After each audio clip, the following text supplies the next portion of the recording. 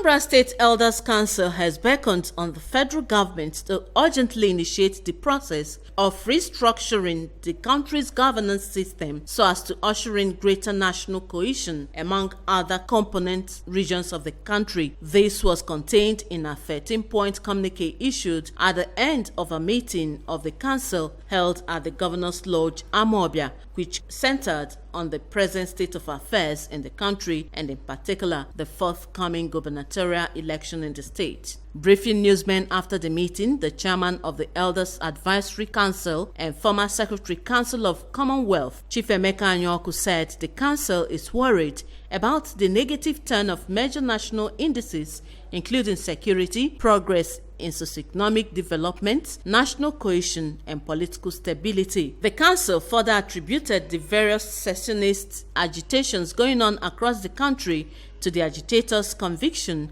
that the present governance structure and the performance of the federal government constitutes a major obstacle to the development of their regions and realization of their independent aspirations, adding that it is convinced that return to true federalism holds the key to the resolution of all the agitations. On the quit notice given to Ndi Igbo living in the northern part of Nigeria by Arewa youths, the council aligned itself with the position of Ohaneze Ndi Igbo in calling on the federal government to urgently investigate and bring the errant youth to order. On the November 18th governorship election in Anambra State, the Elders Council leaned its weight behind the zoning initiative as advocated by Ohaneze and Asatu and called on all candidates for the election and their sponsoring political parties to eschew negative attitude in their campaigns. The root cause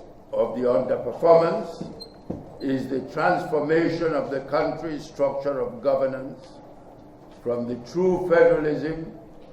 carefully negotiated and agreed in the 1960-63 constitutions by the country's founding fathers to the effectively unitary structure which arose from the prolonged period of military intervention in the government of the country.